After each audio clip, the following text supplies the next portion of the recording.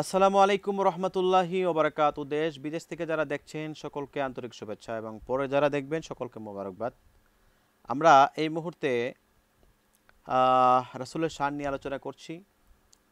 পাশাপাশি বিগত দিনেও আমরা রাসূলের শান নিয়ে আলোচনা করেছি। আপনারা যারা দেখছেন সকলকে মোবারকবাদ।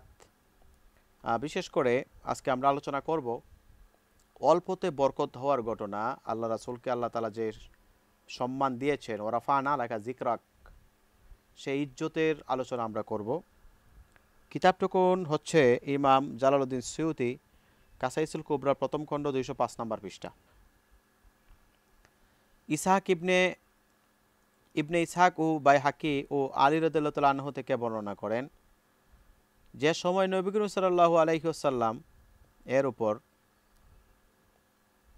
হে নবী, আপনার কবিলার নিকটতম ব্যক্তিদের জাহান্নামের ভয় প্রদর্শন করুন, আয়াত নাজিল হয়। তখন তিনি বললেন, হে আলী, একটি ছাগলের পায়া এবং একশা খাদ্য বস্তু নিয়ে খাবার তৈরি করো, এক পেয়ালা দুধও তৈরি করো।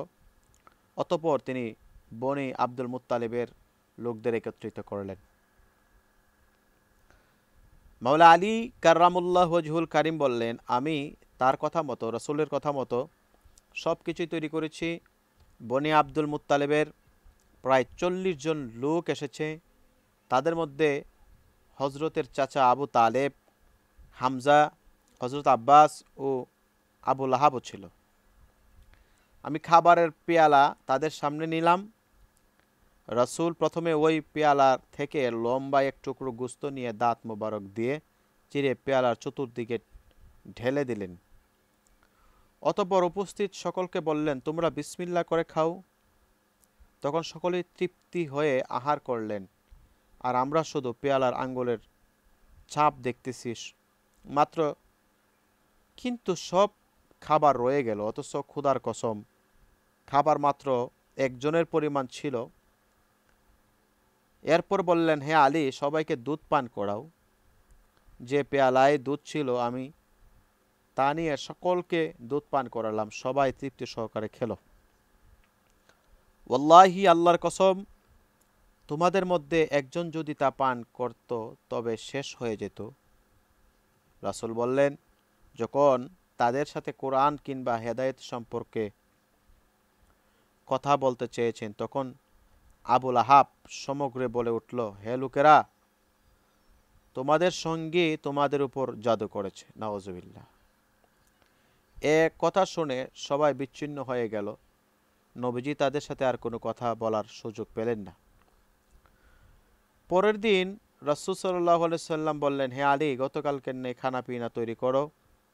আমি তৈরি করলাম। লোকেরা একত্রিত হয়ে বললাম, রাসূল সাল্লাল্লাহু আলাইহি সাল্লাম প্রতিদিন যে রকম খাবার তৈরি করেছিলেন আজকেও তেরূপ খাওয়ালেন।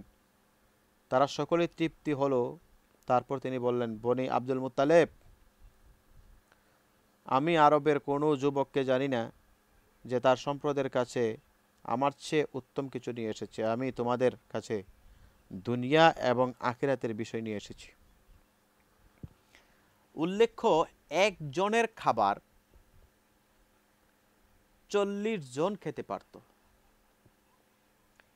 এমন একজন পয়গম্বর এই জমিনে এসেছেন, মাত্র একজনের খাবার 40 জন পর্যন্ত খেতে পারত তৃপ্তি সহকারে। তাহলে বুঝতে পারেন খাবারটা কতটা রহমতের খাবার হিসাবে গণ্য হয়েছিল। রাসূল সাল্লাল্লাহু আলাইহি ওয়াসাল্লাম যেই পাত্রে তিনি দোয়া করতেন সেটাই বরকত হয়ে যেত। নবীজি যেই রাস্তা দিয়ে হেঁটেন সেখানে সুগন্ধি হয়ে যেত। আল্লাহর হাবিব জংলার ভিতর দিয়ে গেলে হরিণী মানুষের মতো কথা বলতো। জংলার পাশ দিয়ে গেলে বনের বাঘ নবীজিকে সালাম করত। নবীজি মেঘমালার ছায়ার নিচে গেলে আকাশের মেঘমালা মরুভূমির উপরে ছায়া দিত। আল্লাহর হাবিব জমিনের উপর দিয়ে হাঁটলে এই জমিনের পাথরগুলো তুলার মতো নরম হয়ে যেত। নবীজি পাহাড়ের বড় বড় চূড়ার মধ্যে উঠতে গেলে সেগুলো রাস্তা তৈরি হয়ে যেত। সুবহানাল্লাহ। আল্লাহর হাবিব মাত্র একজনের খাবারে 40 জনের খাবারে বরকত হয়েছে। এটি কেমন পয়গাম্বর, কেমন রাসূল, কেমন আল্লাহ তাআলা এই পয়গাম্বরকে বানাইছে, যাকে বলা হয়েছে সাইয়্যিদুল মুরসালিন, খাতামুন নাবিয়্যিন, রহমাতুল লিল আলামিন, সকল সৃষ্টির শ্রেষ্ঠ, সকল সৃষ্টির আদি যিনি, সকল কিছুর মূল যাকে বলা হয় রহমাতুল লিল আলামিন। এই নবীজির শান আল্লাহ এত বাড়াইছেন, এত বুলন্দ করেছেন, যার কোনো কমতি নাই, যার কোনো কমতি নাই, শেষ নাই। এই শান আল্লাহ তাআলা এই হাবিবের উপরে বাড়িয়ে দিয়েছেন। সম্মানিত ভিউয়ার্স, আশা করব যারা আপনারা এই আলোচনা শুনছেন, আশা করি আপনাদের তৃপ্তি মিটবে না নবীজির সম্মান শুনে। আমরা প্রতিনিয়ত রাসূলের শান নিয়ে আলোচনা করে থাকি। আপনারা যদি আমাদের এই আলোচনা ভালো লাগে, অবশ্যই লাইক, কমেন্ট, শেয়ার করে পাশে থাকবেন। দেখা হবে নতুন কোনো একটি আলোচনায়।